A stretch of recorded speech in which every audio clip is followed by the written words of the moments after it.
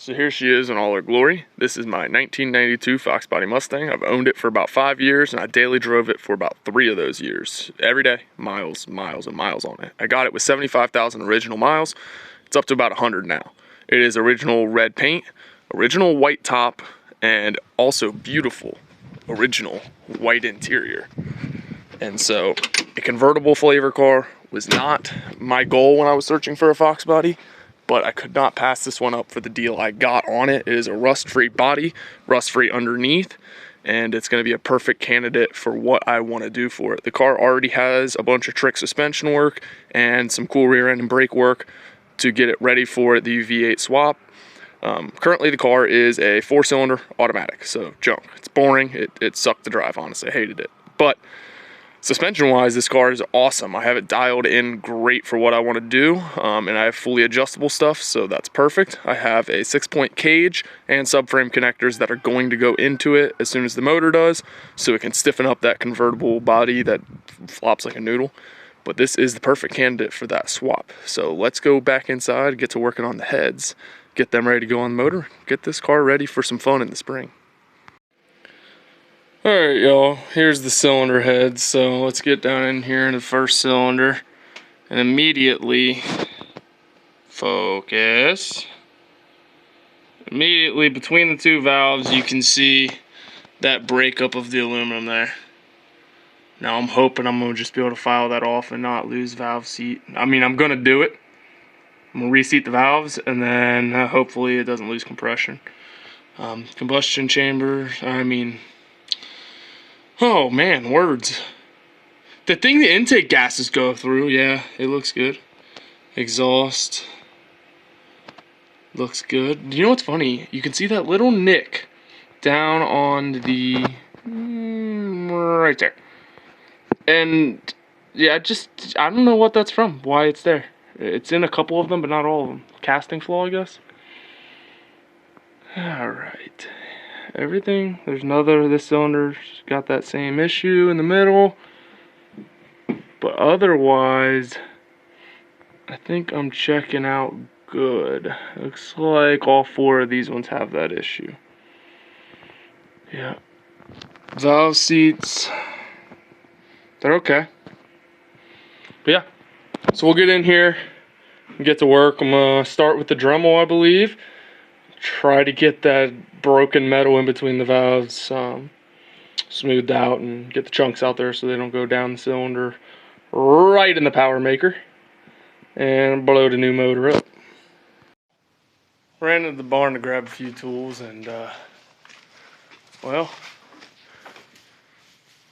the old yard beasts are in. Alright, oh whoa, you messed up my hat, punk. So it's a little cold outside, so they're hanging out in the barn today. So that one there, that's Gang is. This is Zara. She's a punk. She don't like me. I don't know why. This over here, the old man's Apollo. Hey, buddy. He also doesn't like me. Yeah, he just takes some getting used to. We just had his teeth floated recently, and he didn't like me pinning his head down. He's had a grump on me ever since. Zara's just a punk. Yeah, thought I'd give you all a little look in the barn here when the beasts are inside. They're not normally in. They're normally doing their own thing up in the fields. Alright, I got my professional cylinder bench set up here with my metal flake, metal shaving protector, also known as a horse feed bag. I filleted open and spread over top of the expensive components over there. My flashlight holder, also known as a sledgehammer, with a magnetic flashlight on it. Then I got my Dremel with a carbide bit. Alright? And I got my safety glasses on. Yeah. Don't tell my mom.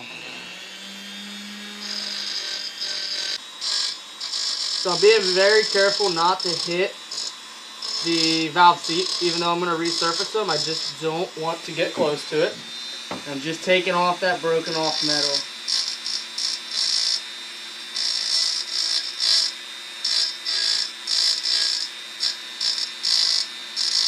And this bit's making very quick work of it. Oops, I don't remember what speed setting I was on. I just hit one. Alright, so that one honestly It's where I'm going to leave it for now. I might come in here and sand and polish these combustion chambers. I'm definitely going to get the carbon out, but I might sand them down to polish them. But that right there, got them chunky metal parts that are going to go down in the power boom makers and blow it up. They're gone.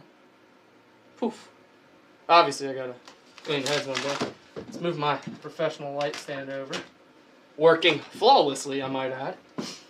Alright, safety squints. Less safety squints can't see. Yep. Stop.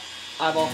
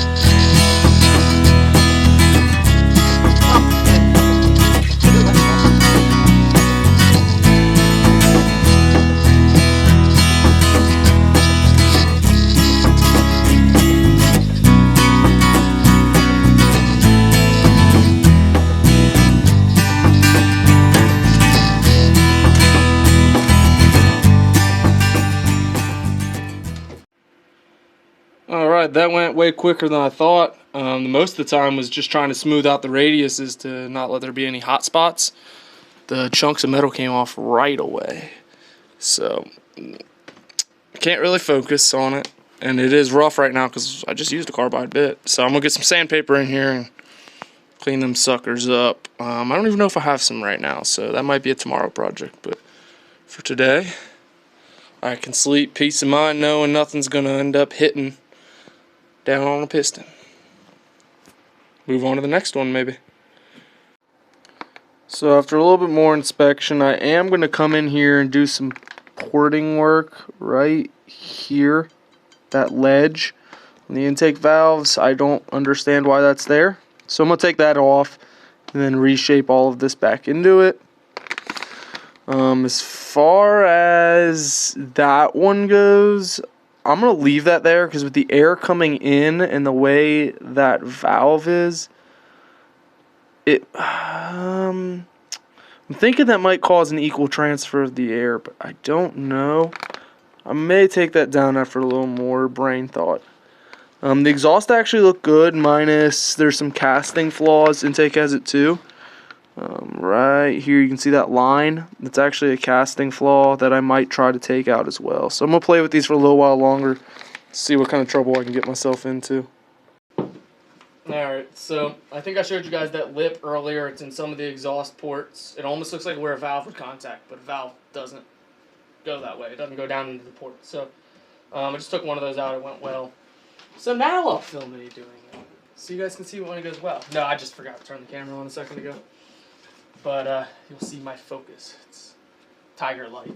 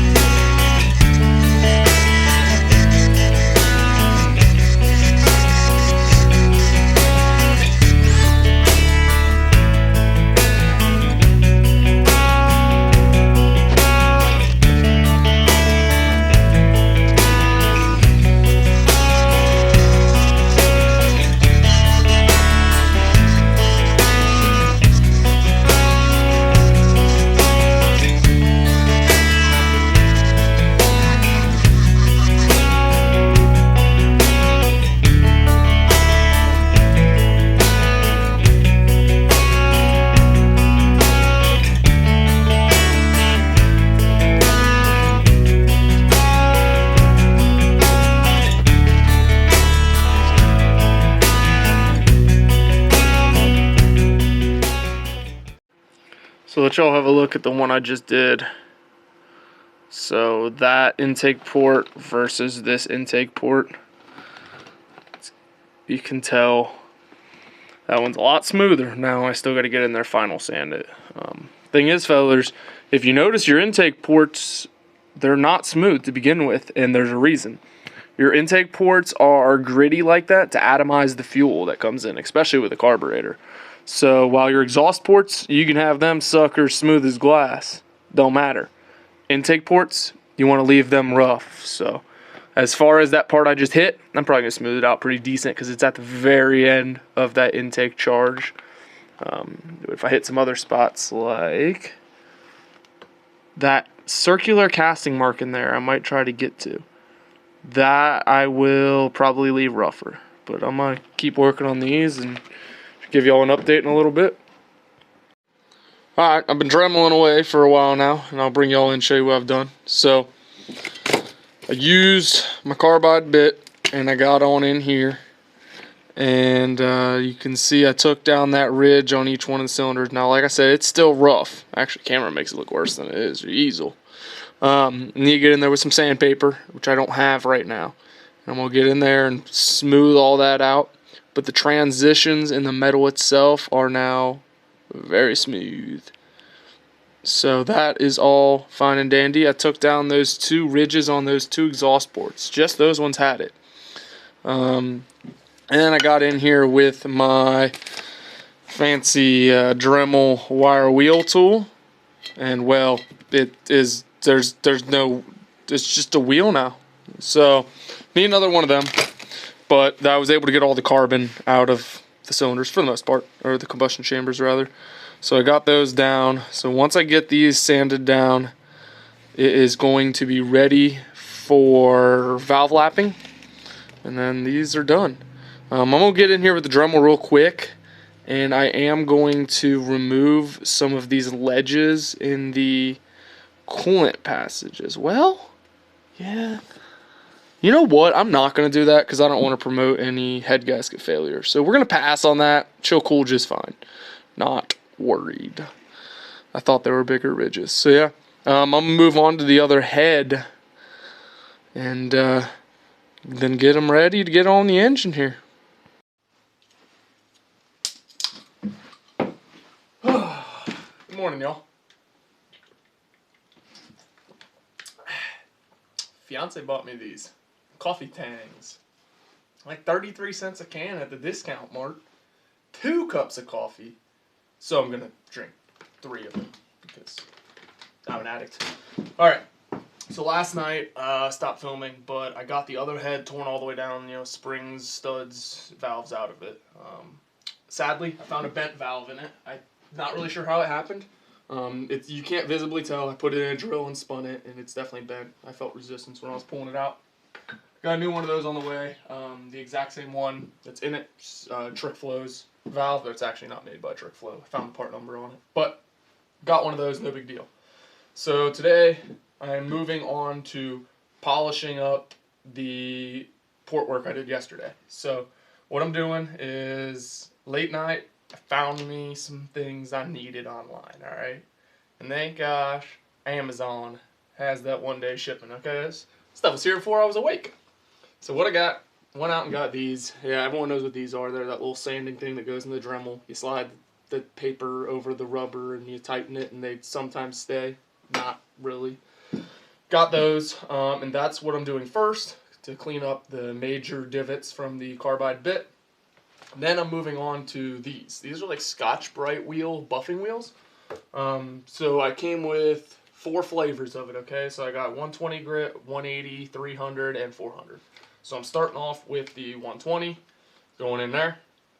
Alright, and then I'm polishing it up with the 300 after that, and I'm even doing the combustion chamber too, polishing it up a little bit. So I'll bring y'all in and show you what I got. I already did one of them just so I could feel it out before I brought you in and showed you what I'm doing. So let's get to work. Alright, so I'm going to start in here with the sanding disc. And I just used this one in the last cylinder, so she's a little rough, but keep using her for now. Save on them, alright? Don't want to lose all of them. I got them on Amazon. Couple bucks a piece. Next day shipping. Can't beat that. So I am happy with however long they last. And pardon if you hear the chickens in the background. I don't know what they're doing. I never do. They're just weird. Alright, one weird creature. So here we go.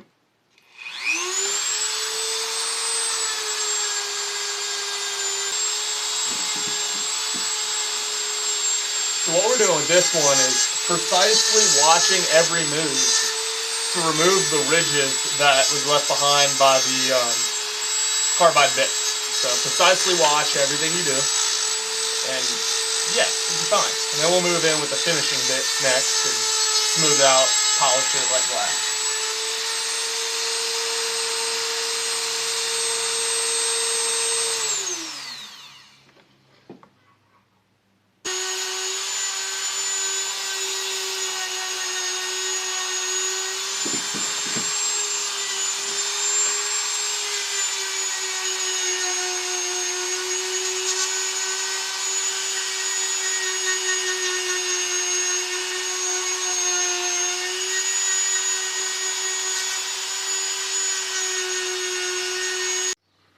Alright, here is where we're at as far as sanding. So there's sanded, unsanded. I also did the combustion chamber. So now I will move on to this wheel here. It is Gidgemagoo, and this is, I believe, 120 grit. My kit goes all the way up to 400 grit. So I'm using the 120, and then I'm skipping to the 300 because I like skipping steps. But yeah, so I'm gonna come in there with this, and what I'm having to do is wear this sucker down on that spark plug socket, basically, and get it to around this size so I can get into those contours better, because that's just too big. Nope. Okay. Yeah, so I'm gonna get to work polishing now. Alright. Get the brown guy in here. I'm gonna start off where I can, and then I'm gonna make it smaller to fit where I need to. There we go. Don't like that speed. Okay. By the way, I'm sticking that flashlight into the intake port. It gives me a good light up of what I can see here.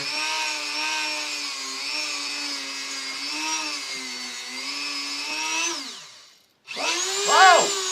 Why are there two off? That don't make no sense.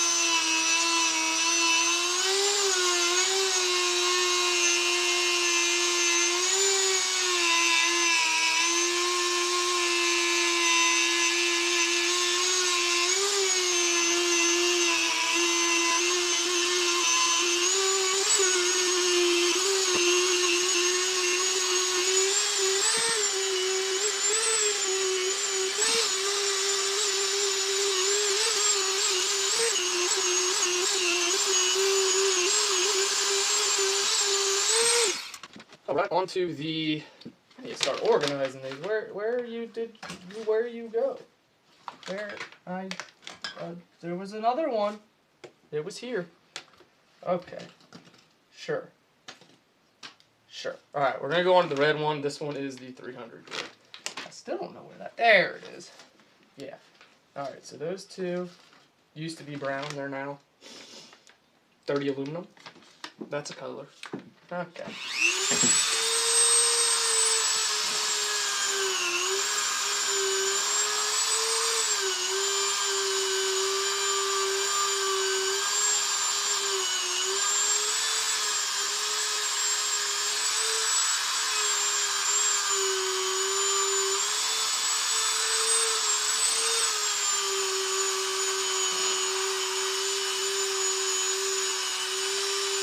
Now with this 300, I'm also coming up here just cleaning off this part of the combustion chamber as well. That's normally just flush with the piston, because I can. It's a real fine abrasive. I honestly might do the whole head surface with it yet. Haven't decided yet. I may use the 400 grit for that.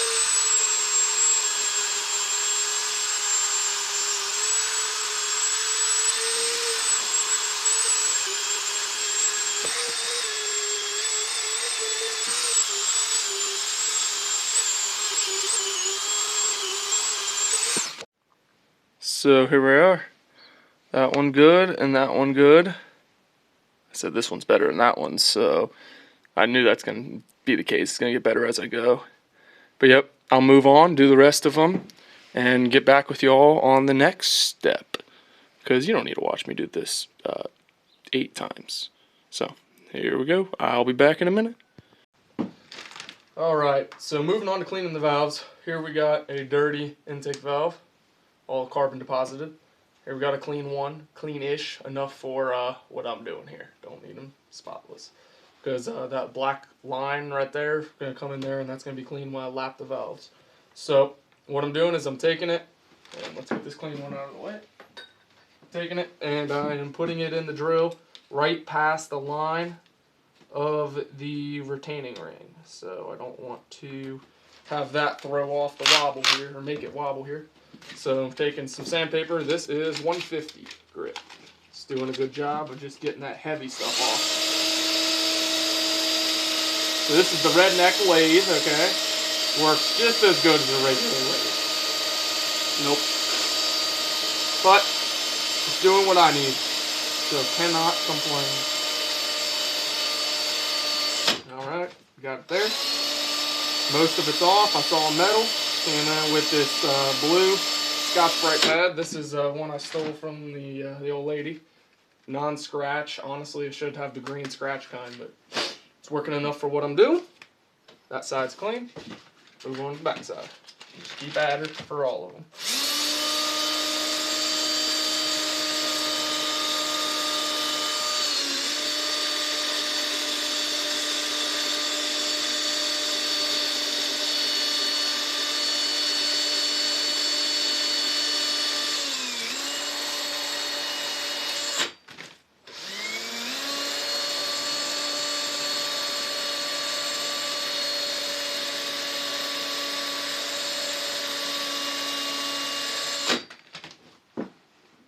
There we go. Clean valve.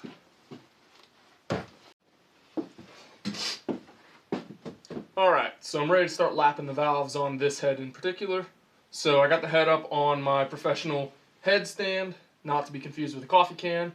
And then I got the head set here. We're going to run it through the parts cleaner. You know, the professional kind of parts cleaner. And make sure you clean out that valve stem, seal, seat, the brass thing, whatever you want to call it. Clean that off. Yep. Parts cleaner. Clean off the valve itself. Set up there to dry for a second. Alright. Grab me some lapping compound. Well, I'm going to speed up the drying process with my parts dryer. Drying. Dry-ish. Alright. So you got some lapping compound. That's just Permatex valve grinding compound, they call it. Yeah, sure. Put some on it. It really doesn't take a lot. I always put too much. Looks good. And we're just gonna make sure that that valve we're working on is clear of the headstand there. Drop her on in. Go home. There you go. Alright, and then this is basically a suction cup on a stick.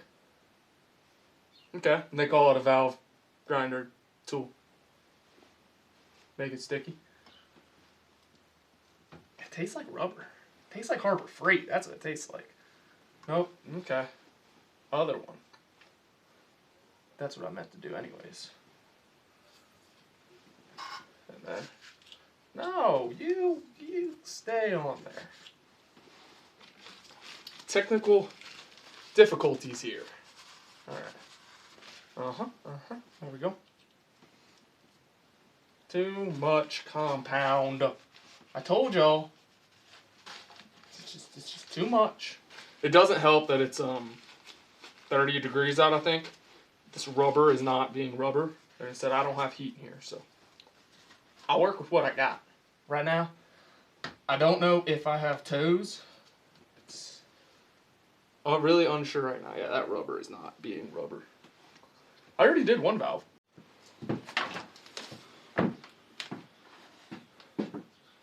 Alright. It's the next day because, well, it was cold and I got aggravated. but I'm back. So now we'll move on to lapping valves. I've done a couple of them now. So one thing I wasn't doing before that I wanted to emphasize, now I'm sticking a little lube down on the brass valve guides. It's just assembly lube, oil, whatever you want to put down in there, just so it's got something to rotate on. Because we did just brake clean out that passageway. Alright. Go put a couple dots of lapping compound on here. 1, 2, trace. Alright. Drop her on down in there. There you go. Come on. There you go. Alright, so now I have a heater set up because, like I said, it's really cold out. Got my lapping tool, so I'm just waving it in front of this heater for around 10 seconds, and it's enough to soften up the rubber, and then we'll be able to get her to stick. And I'll show you the differences in the lapping. So with this compound, the way the packaging says, the compound has a couple different grits to it. And all that means is as you work it around, it's going to raise the grit count. So you're starting at, like, I think it starts at 120, and it goes up to like 500 or something. But that's just as you grind it, the particles get smaller, and it creates that smoother lap. So, alright, I got that softened up. Professional glue on it now. Alright. Lift that valve up and get it all around it. I'm going to go until I hear the sound change. I'm going to lift and go again. I'm going to lift and go again. I'm going to keep redoing this until the sound really starts going away, but mostly until I feel it's right. Or until my suction cup falls off. But there you go now. You can tell it's a lot smoother in there. There, and I'm going to do it a couple more times. See it? You lift it up, she gets rough again. So, keep on going. It's like starting a fire with this thing right here. Alright. When you're lifting it up, we're rotating it to make sure we're hitting all the parts. Alright, I think I got it good, so now I'm just going to go until there is very light sound. Like that. I'm going to lift it straight up. Pump her on off there. Clean off the lapping compound. And then I will bring you in here, show you what a good one looks like. What one that doesn't look like. So, contrary to popular belief, this lapping compound doesn't polish perfectly. You know, you're not getting a chrome finish out of it. I'll show you what it looks like, so you're not, freaking out thinking you're doing it wrong. Alright. Bring you all in here, show you what we got. Alright, so here we got the valve I just lapped. If you look at that edge right below the black line, that black line's a soot line that I didn't get off. It's nice gray and smooth, and this is a non-done one. I know it's not easy to tell with the way these cameras are, but there's no consistency, okay? You don't see that consistent line. So over here, now, let me pull in my flashlight. You can see that gray line where I just lapped it. I'm sorry this LED really makes the camera freak out, but it is what it is. Nice smooth gray line. We'll go over to one that's not done here, and you don't see that. So here's some more that are done, both of them. You see those, especially on the exhaust valve, you can really see it here, that nice smooth gray line. That is a lapped valve, and soon enough this head's ready for reassembly. Focus. There we go.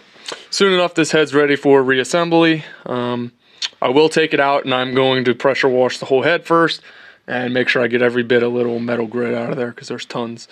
And yeah, get them ready to go on the motor. Alright, got all the valves lapped here. Put the valves all back in their holes, and now I'm going to start reassembling. In the process of lapping the valves, I decided to do a couple other things. I just took those Scotch-Brite discs I had, and I polished up the ports a little bit. Not much, it really just took the carbon off. Did that too, just thought I'd let you know. Now I'm going to move on to reassembly here, and also took the heads out and all the individual parts, and I took them and ran them through the parts washer.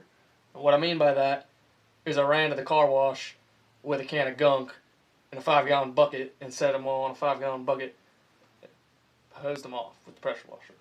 at the car wash because my pressure washer exploded when it froze outside. But we're all good. So everything's all clean now. So let me grab a little rag real quick. Alright. And get some of this water off here because it is still not fully dry. And then let's get these springs all set down on here. Check that. I'm going to put a little lube on here before I set the springs down on, just because even though I'm going to crank the motor over with the drill, or well, crank the oil pump over with the drill first to set everything up before I start the motor. It's on there, give them a couple spins. Get everything lubed up down there on them there springs. So, I already got one head assembled. So I'm going to do this one now. And one thing I do need to do is I still need to put in all my new push rod studs. So let me get these guide plates set on here. And we will move on. You know what? I'm going to dry all of these off. So again, they still got some water on them.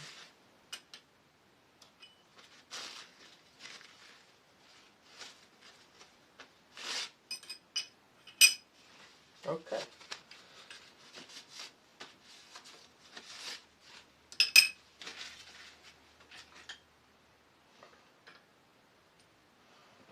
Alright, new studs. I'm going to take a dab of assembly grease on each one of these. Put it right there. And then I'm going to take me a little bit of Loctite. Do one dab on the bottom. Use blue Loctite. One dab of Loctite. And then I do that one dab of grease on there so there's no resistance in the torque spec when it's rubbing up against the metal surface of the guide plate. So run that sucker down on in there. Where the rest of them at? I'm going to go ahead and do that for the rest of them real quick.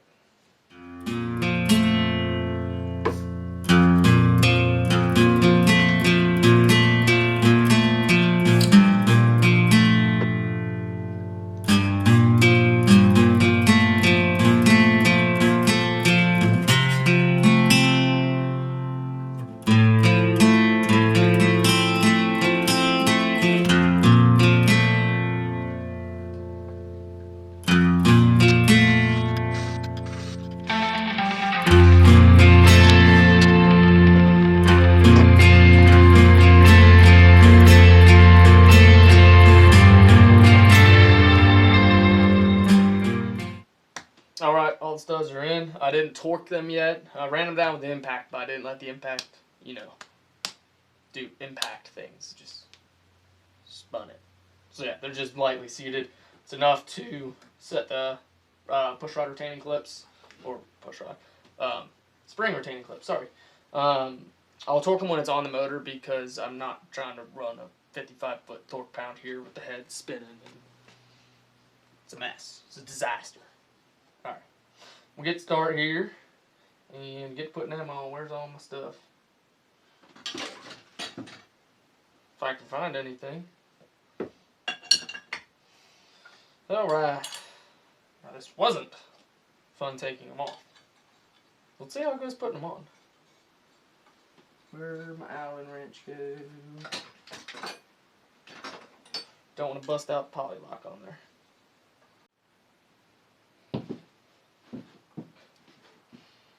Alright, studs are all on. Let's get them springs seated. And I know, you know, this tool and me have great history. It's always treated me great. It makes life easy. Alright.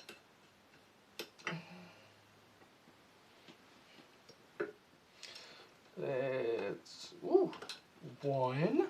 That was fast. Oh, elbow, funny bone. Yep. Okay. I think I've determined a strategy to get one seated, spin it with a little pocket screwdriver to the back, like, you know, spin it, spinning, there. Spin it towards the back. That holds the valve straight, or the spring straight. And we just come in here with this one. Yeah, just like that.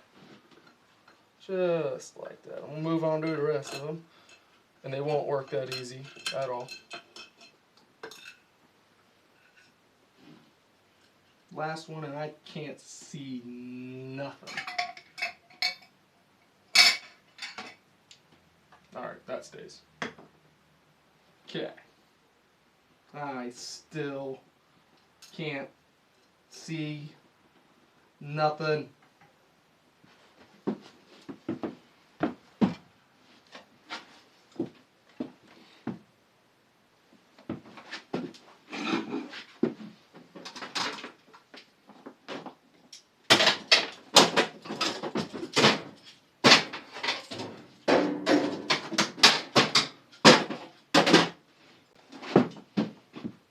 I couldn't find my headlamp, so I made one.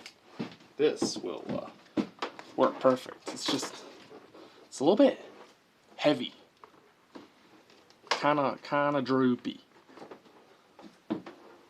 Which way's on? Well, what? What are you doing? It flicked. What is going on here? Oh, no. Nope. Just flashes like a camera shutter. What? No. What? I can't believe this. Oh! The button is the opposite way it was. Okay. I can see everything now. This is what was wrong. Whoa, knocking stuff over because I can't see anything because there's a ratchet or the vice grip in my face. But I can see with the light. This is perfect. I am a genius. So my strategy, like I said before, it doesn't work. Nothing works. This spring compressor is a piece of junk. I really needed the one that screws onto two studs and goes down straight, rather than this at an angle. It cocks the valve sideways, or the spring sideways, and nothing works. Perfect. It's done. Ready to go on the motor. So. There you are. So, yeah, this head's assembled. That's probably why it doesn't ever turn on. Head's assembled. I'll put it on the motor later. I'm not going to do it now because I'm getting ready to tear the motor down to put the pistons in. That will be another video, so stay tuned if you want to see that. Please subscribe. That video will be coming shortly. I'll be tearing the motor down, pistons in, gap and rings, or at least checking the gap if they need it. A couple other things. So subscribe, and that'll show up in your feed. As far as the head goes, all I'm going to do now is I'm soaking the rocker arms in some oil. It's not nacho cheese. It's motor oil. I wouldn't use nacho cheese if I was you. Soaking those in there to get some oil into the galleys and the bearings because it all came out when I washed it, and I've sprayed some brake clean on them now. So those will go on, and then like I said, I'll torque the studs once it gets on the motor, but you guys don't need to see that. It's torqued to 55 foot-pounds per Trick Flow's specifications. If you don't know how to torque, not twerk, I promise. It's you know, you just do the thing. It works. So I will see y'all next time. Hopefully you tune in and watch me tear the block down and put the pistons in it.